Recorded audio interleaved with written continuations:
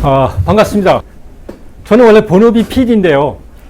직업은 이제 디지털 혁신 전략가라고 본업하고 다른 일을 하고 있습니다. 제가 사회생활을 한 34년 했는데 그 중에 한 20년째 지금 디지털하고 좀 씨름하고 있는 것 같아요. 그래서 PD라는 직업은 이제 산업화 시대, 전형적인 산업화 시대 사람으로서 그 일을 한 거고요.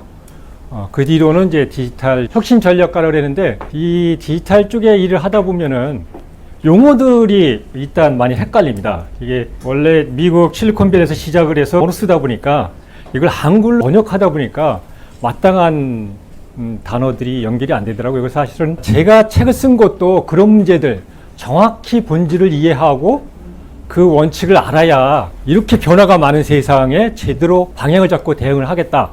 그래서 이제 그 용어 정리들이 많은데요. 사실은 혁신이란 말로 제가 혁신 전략가라고 썼는데 영어로는 트랜스포메이션입니다. 그러니까 혁신은 원래 이노베이션이죠. 이노베이션하고 트랜스포메이션은 다릅니다. 이노베이션은 있는 거를 개선하는 거죠. 있는 거를 어떻게든지 잘라내고 모아서 다시 조율화를 시키는 거고 이게 이제 산업화 시대 모델이죠. 디지털 시대에는 트랜스포메이션이라는 말을 씁니다. 그래서 경영학에서도 맥킨지나 이런 컨설팅 회사들도 다 트랜스포메이션이라는 말을 쓰죠. 이거는 완전히 뒤집는 겁니다. 뒤집어서 기존과 다르게 새로운 영역으로 들어가는 거죠. 그래서 제가 디지털 트랜스포메이션 싱커라는 이런 직함을 만든 이유는 제가 왜 이 길로 들어섰는지를 말씀드리는 게 이해가 쉬울 것 같아요. 여기는 이제 젊은 분들도 있고 저하고 연배가 비슷한 분들도 계신데 사실은 90년대 후반 이후에 태어난 세대를 인터넷 세대라고 그러죠. 태어날 때부터 인터넷이 있었는데 이 친구들은 디지털 세대인데 사실은 반만 디지털 세대죠. 왜냐하면 교육을 집에서나 학교에서 산업화 시대로 받고 자랐기 때문에 여기 아마 젊은 사람들도 본인들이 디지털 속에 완전히 삶을 살고 있지만 정확히 디지털이 뭔지 이해를 못 하실 거예요. 그래서 그런 의미에서 제가 왜 이 길로 들어섰는지를 잠깐 말씀드리는 게 이해가 쉬울 것 같아요. 산업화 시대에서 제가 어떻게 제 스스로 트랜스포메이션 했는지. 그래서 오늘 제목도 뭐냐면요. 이걸 패러다임 전환이라고 그러는데요.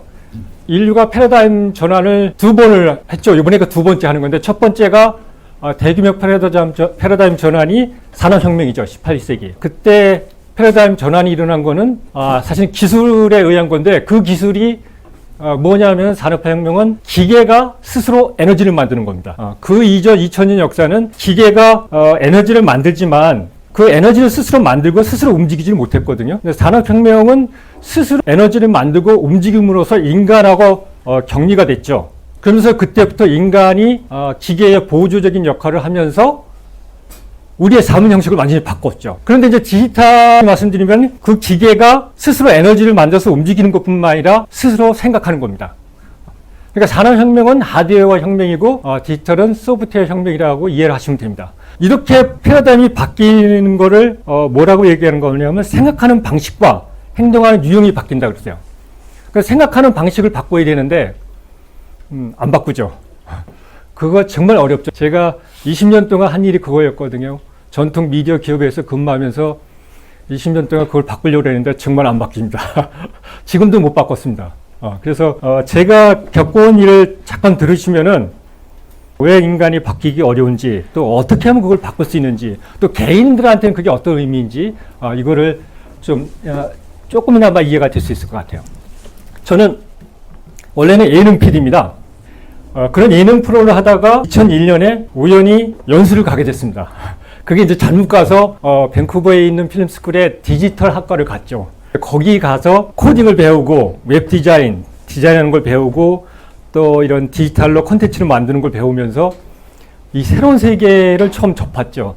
그 당시에 구글이 이제 막 떠오르기 시작했고요. 애플이 이제 스티브 잡스가 복귀하면서 아이튠스를 출시하면서 아이패드를 팔기 시작했고 이런 상황이었거든요. 아마존은 아직 못 떠올랐을 때고요. 거기서 처음 이제 구글과 애플의 이런 거를 보면서 학교에서 그런 것부터 가르치더라고요. 그러면서 이거는 다른 세계구나.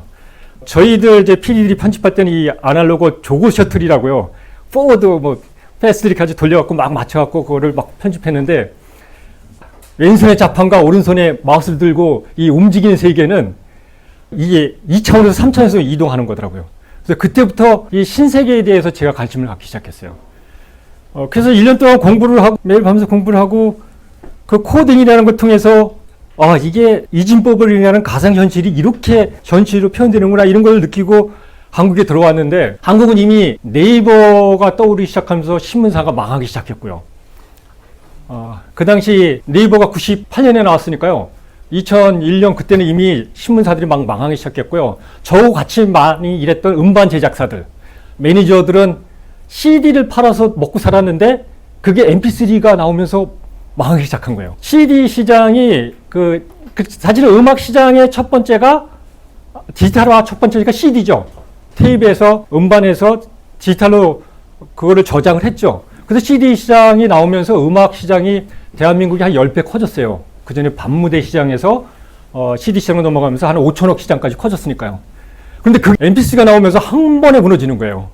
그래서 걱정하고 뭐하고, 제가 사실 디지털을 공부하러 가게 된 것도 방송사에서 신문사들이 무너지는 거 보고, 야, 디지털이 이렇게 바뀌는구나. 그러니까 우리도 뭔가 준비를 하겠다. 그래서 공부할 사람, 그래서 그냥 아무 생각 없이 간 거거든요.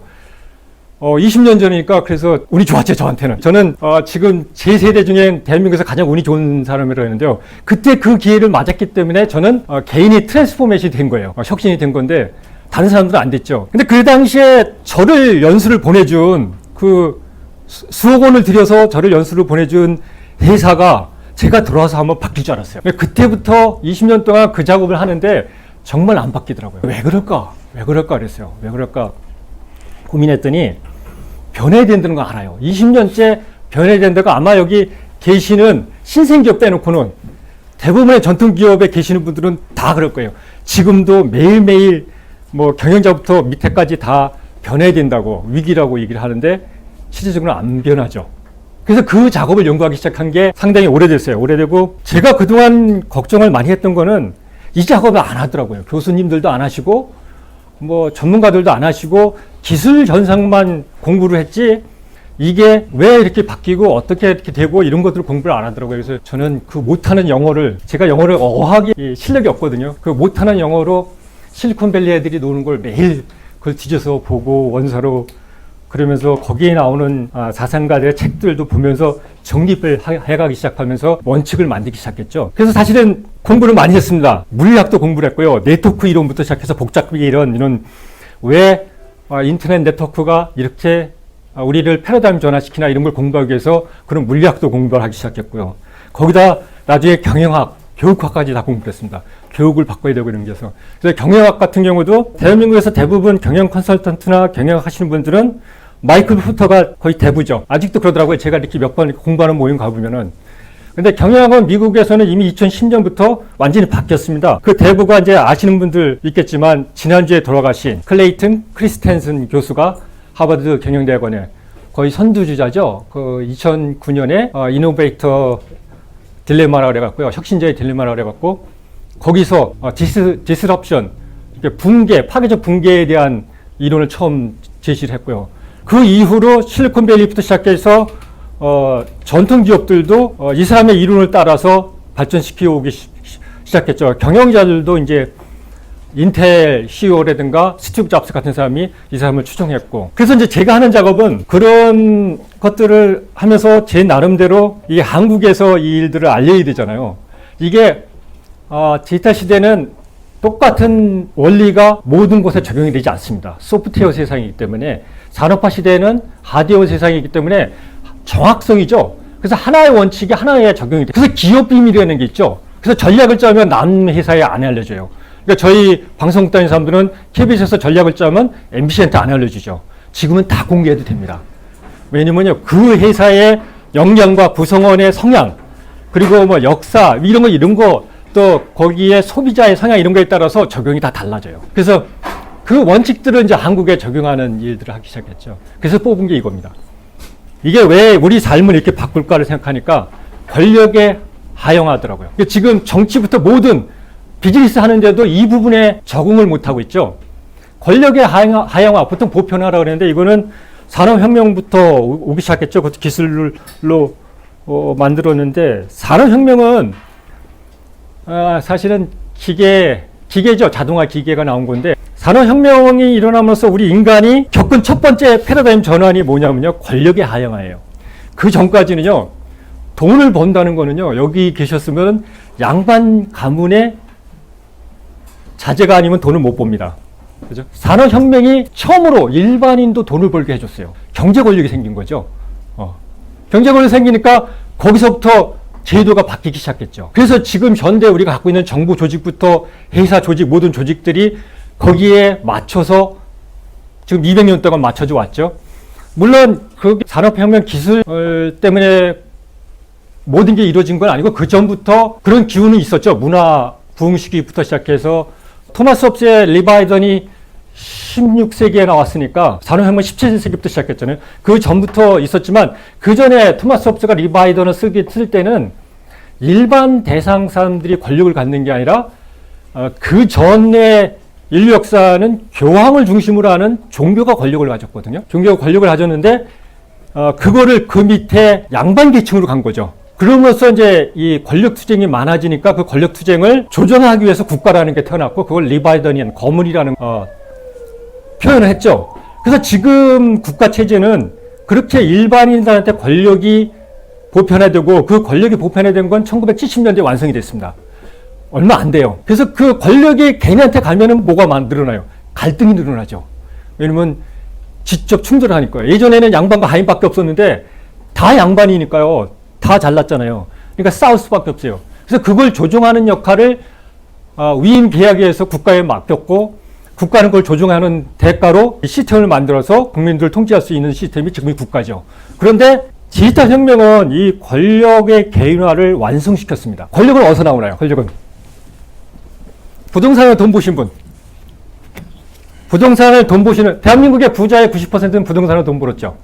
그죠? 부동산을 도는 걸 어떻게 해서 볼까요? 대부분의 재벌부터 부자는 여기 사당동은 조금 벗어났지만 여기 건너가면 개발 정보를 먼저 갖고 있는 공무원과 그걸 갖고 있는 건설사 그리고 몇 명의 권력자들이 먼저 투기를 해서 돈 벌었죠. 지금도 마찬가지죠. 아파트값이 왜 올라가겠어요? 우리 대한민국의 주택보급률이 103%거든요. 올라갈 리가 없죠. 그게 건설사와 그 부동산 투기를 하는 몇몇 사람들이 정보를 조작해서 하는 거 아니에요. 모든 권력은 정부에서 나옵니다. 근데 이 권력의 개인화가 디지털 기술이 권력의 개인화를 완성시켰다는 거는 정보를 다 풀어버렸죠. 청와대 계신 분이나 여기 계신 분이나 정보 똑같습니다. 오히려 청와대 문 대통령한테 정보가 올라오는 것보다 여러분들이 먼저 알 수도 있습니다. 지금 오늘 만약에 코로나 바이러스 환자 한 명 더 늘었다. 그러면 아마 청와대 보고 들어가는 것보다 여러분들이 먼저 더 알 겁니다. 정보가 무한 교류를 되면서 개인의 권력이 커졌던 것뿐만 아니라 경제에 먼저 영향이 왔죠. 경제. 그래서 이제 대한민국이 특히 어려운 게 그거예요.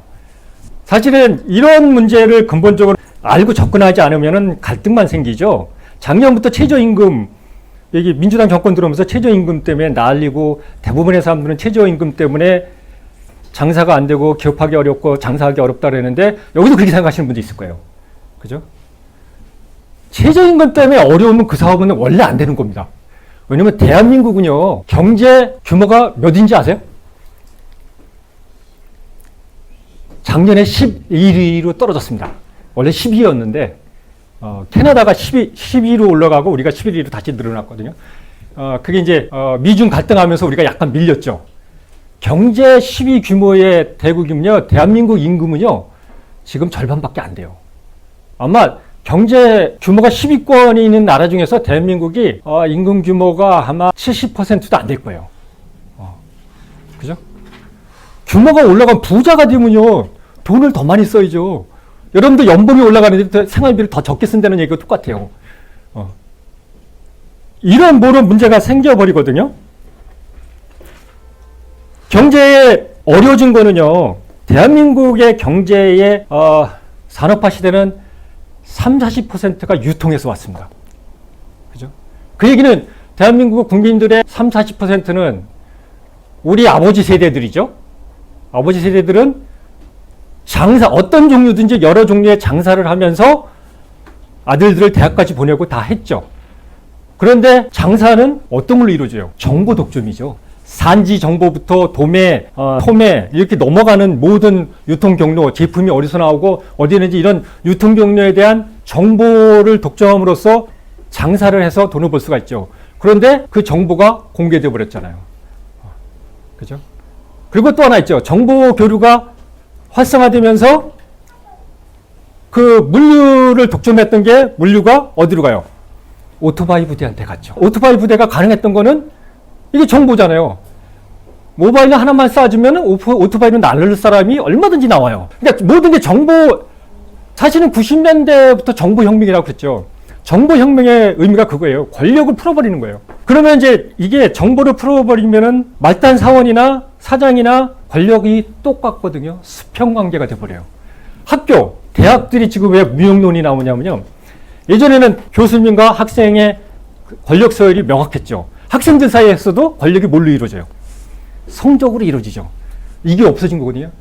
학생이나 선생이나 권력이 똑같아요. 그리고 생각을 바꿔야죠. 사장님이 생각이 바뀌어야 되고, 교수님의 생각이 바뀌어야 되고요, 대통령의 생각이 바뀌어야 되고, 국회의원의 생각이 바뀌어야 되고, 바뀌어야 돼요. 안 바뀌면은 안 되죠. 그러니까 이런 패러다임 전환에 대한 생각을 바꿔야 되는데 안 바뀌더라고요. 아무리 설명을 해도 안 바뀌는데 왜 안 바뀔까 그랬어요. 근데 왜 안 바뀔까 했더니 그건 이제 여러 번 나왔죠. 혁신 이론에서 따뜻한 물에 개구리 이론. 절실하지 않더라고요.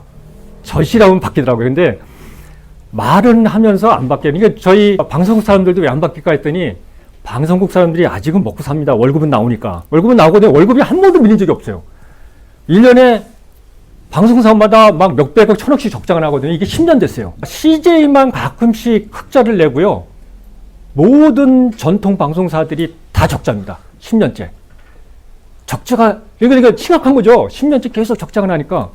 그런데도 월급은 나와요.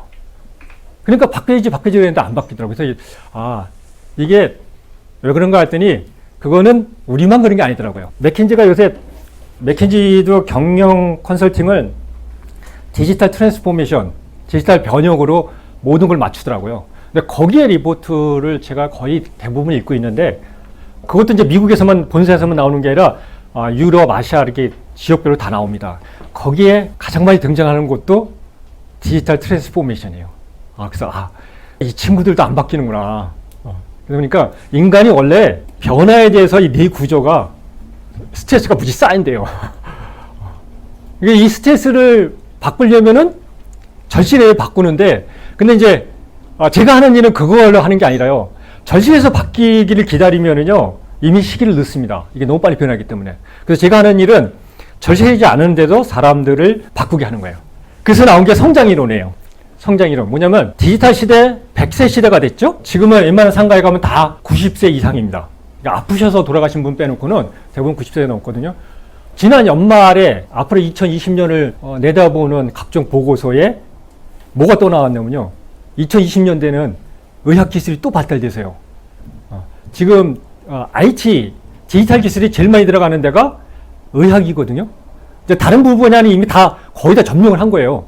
이제 완숙 단계로만 가면 되고 의학 분야로 이제 들어가는데 2020년대는 수명이 또 10년이 연장된답니다. 그러니까 재수 없으면 120세까지 삽니다.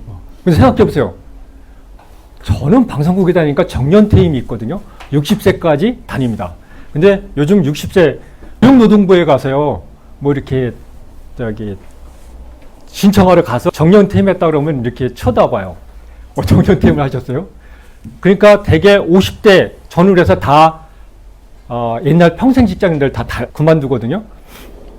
그러면 나머지가 50년이 남잖아요. 어떻게 살죠? 이 생각을 아무도 못했죠. 이런 세상이 올지 몰랐죠. 너무 빨리 오니까. 그냥 산 거예요. 그래서 지금도 저는 30대, 20대 친구들한테도 그렇게 얘기해요. 10년을 내다보고 지금을 일을 해라. 그런데 거의 90%가 안 들어요. 지금 30대한테 50대를 생각하라면 하겠어요? 그런데 이제 나머지 50년 살 걸 생각하면 100세까지 살 걸 생각하면 정말 끔찍하거든요. 똑같은 일을. 그래서 이제 성장이라는 일이 나오는 거예요. 어떻게 하면 100세까지 열정적으로 행복하게 살까? 그게 뭘까? 그랬어요. 그래서 요즘 가장 많이 논의되는 게 시니어들의 은퇴 생활에 대한 거예요. 준비를 한 번도 안 했죠. 안 했고 인류 역사상 이렇게 60세 이상이 대규모로 늘어난 경우는 한 번도 없습니다. 그러니까 한 번도 이런 상황을 접하지 않으니까 아무도 몰라요. 어떻게 은퇴 생활을 하고 어떻게 시니어 생활, 노령 인구에 진입해서 어떻게 살지를 아무도 생각을 안 한 거예요. 근데 사실은 각자가 이거 심각하게 생각해야 돼요. 그래 죽는 날까지 내가 행복하게 살거든요. 돈이 많은 게 아니라 돈을 많아도 할 일이 없으면 정말 힘듭니다. 그래서 성장 이론이 나온 거예요. 근데 그게 어느 정도인지 모르시죠? 일본에서 연구한 거는요. 일본이 노령 인구가 많잖아요. 그리고 일본은 우리보다 더 경제가 빨리 성장했기 때문에 그 노령 인구들이 경제적 여유가 많아요. 이 사람들의 가장 큰 바람이 뭐냐면요. 누구한테 인정받는 거예요. 내가 노인이지만 나갔을 때 누가 아는 척 해주고 이런 건데 안 하죠. 나이가 돼서. 이미 50만 넘으면 제가 보니까요. 제가 50을 넘으니까 그 순간부터 아는 체 하는 사람이 절반 이하로 쭉 줄더라고요. 그래서 은퇴 생활에서 시니어 생활에서 가장 중요한 거는 내가 사회적으로 역할을 하는 거예요.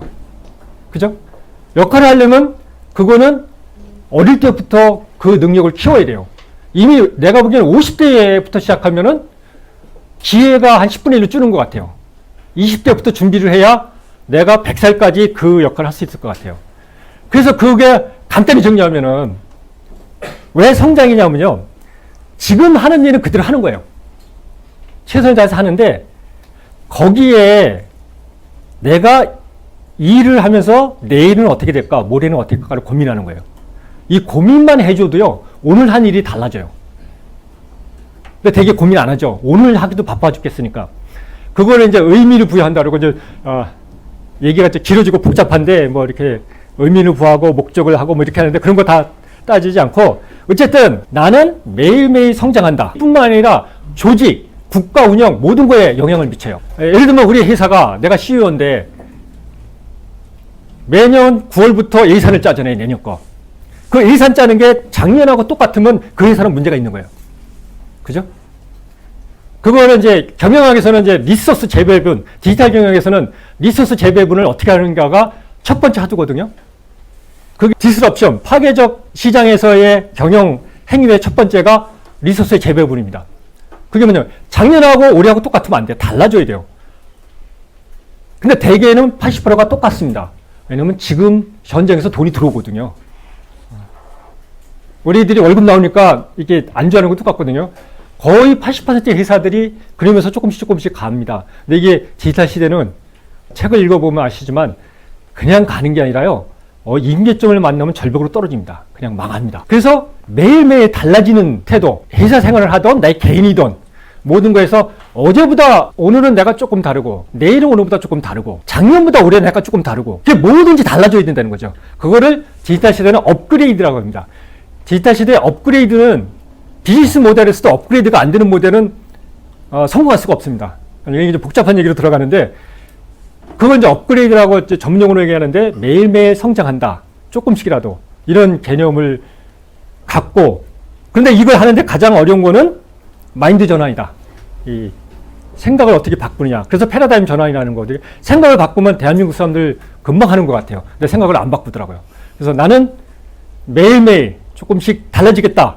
매일매일 성장하겠다. 성장하는 삶을 사겠다. 그래서 내가 성장해야 우리 조직이 성장하고 우리 조직이 성장해야 사회가 성장하고 사회가 성장해야 나라가 성장하고 나라가 성장해야 인류가 성장하는 기술 발달로 인한 인류의 번영이 더 커지는 세계로 갑니다. 근데 각자가 죽으면은 그거에 멈춰버리죠. 오히려 기술 발달이 재앙으로 오죠.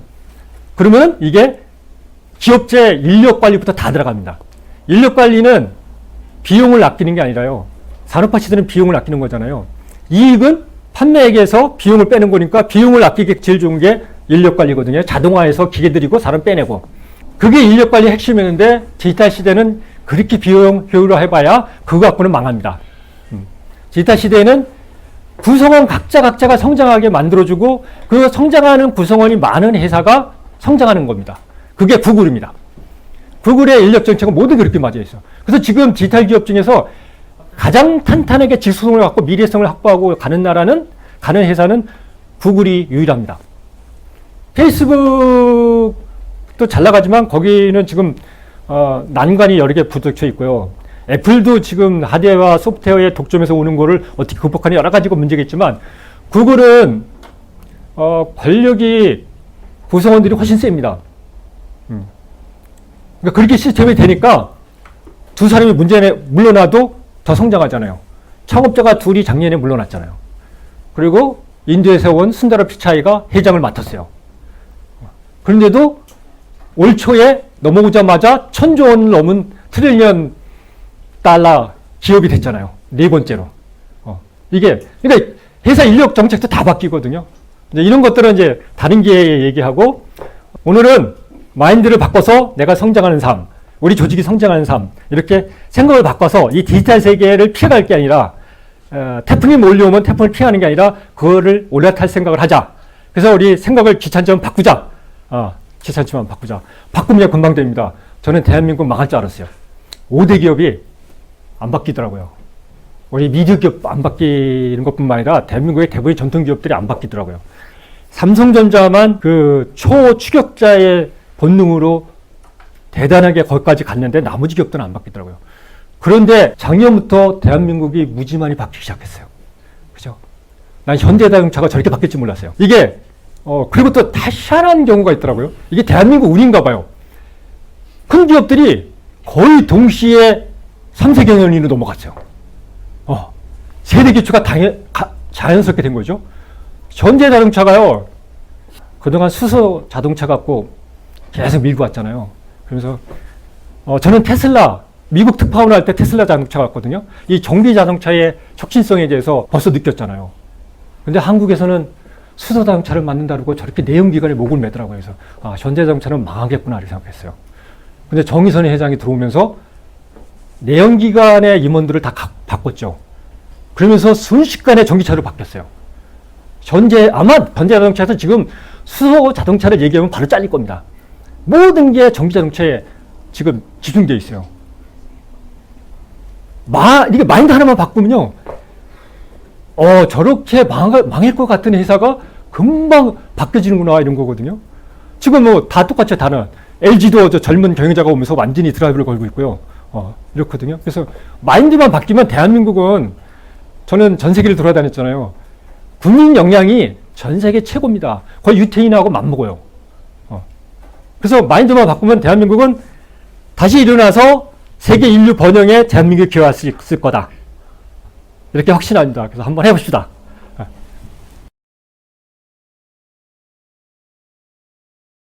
그 성장이 핵심이라고 그랬잖아요. 근데 이게 성장이 제대로 되고 있는지 안 되고 있는지는 이제 첫 번째 책이 그 얘기인데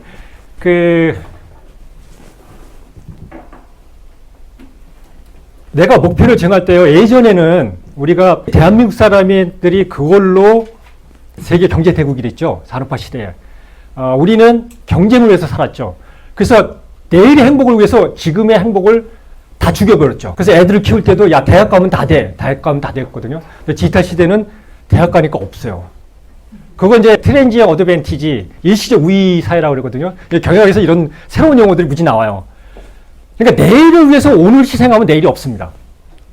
내일이 어떻게 바뀔지 아무도 몰라요. 불확실성 시대이기 때문에. 그래서 내일을 위해서 오늘 희생하면 안 돼요. 그래서 목표 설정을 어떻게 하냐면요. 오늘도 행복한데 거기에 의미를 부여하는 거예요. 내가 왜 일을 했는지. 그게 내일을 위한 거예요. 이게 이제 목표 설정이 가능한 거거든요. 그래야 지속해서 할 수가 있어요. 그러니까 예를 들면 내가 이 건물에 청소를 한다. 그죠? 그럼 나 청소하는 사람으로서 의미를 어떻게 부여하냐 이거예요. 그죠? 나는 그냥 하루 일당 벌기 위해서 청소하느냐. 이건 오류를 사는 거고요. 내가 청소를 하지만 여기 교육기관이기 때문에 내가 청소를 잘하면 여기 오는 사람들이 교육을 잘 받아서 이 사람들이 지식 생산을 늘려서 대한민국이 잘 된다. 나는 청소로 대한민국이 성장하는 데 내가 도움이 되는 청소 박사가 되겠다. 이렇게 목표를 설정하면요. 매일매일 삶이 내가 그거를 목표를 이루기 위해서 조금 나아졌는지를 체크할 수가 있어요. 어제보다 내가 오늘 조금 나아졌는지. 저는요. 이 책이 1년 전에 나왔거든요. 저 때 생각하고 지금 생각하고 또 다릅니다. 이미 저는 1년 사이에 벌써 새로운 이 깨달음들이 계속 일어나는 거예요. 그러니까 이렇게 달라져야 돼요. 저때 생각이나 지금 생각이 똑같으면 안 돼요. 그래서 점검하기가 참 어려운데 그렇게 접으면 무슨 일이 생기냐면요. 스트레스를 받고 어려운 일이 있어도요. 감당이 돼요. 그래서 이제 제가 잘하고 지지 못하는 이유는 내가 이게 일이 힘들고 어려웠고 스트레스 받는다고 나쁜 일이 아니더라고요. 그 일을 감당하느냐 못 감당하느냐가 중요하더라고요. 내가 감당할 수 있는 거면은 그 뭔가 내가 내 궤도대로 가는 거고요. 근데 이게 뭔가 감당이 안 되면 내가 뭔가 설정이 잘못된 거예요. 그죠? 그렇게 되시면 될 겁니다. 지난 10년은 소프트웨어가 세상을 먹어버린다. 그죠? 소프트웨어 is eating world라고 그랬는데 2020년대부터는 AI가 세상을 먹어버린다 그러거든요. 그러니까 모든 영역에 AI가 들어갈 겁니다. 기업도 AI를 무시하면 안 되거든요. 그러니까 이런 세상에서는 AI가 우리 거를 뺏어가는 게 아니라 AI하고 일하는 사람들은 더 잘 나가고요. AI하고 일을 못하는 사람은 떨어지는 거예요. 그럼 AI를 이해해야죠. 인공지능 알고리즘과 이런 걸 배우려는 게 아니에요. 배우는 게 아니라 저게 어떤 건지 AI는 어떻게 움직이는지를 알아야 내가 거기에 맞게 생각을 바꾸고 행동을 할 거 아니에요. 그죠? 얘기한 성장의 모델, 그리고 경쟁보다는 공유, 공생의 모델, 이런 거, 가격, 이익보다는 가치로 가야 되는 거, 이런 패러다임 전환을 이해하는 게 디지털 리터러시거든요. 그래서 앞으로는 그걸 이해하는 사람과 못하는 사람의 차이일 거예요.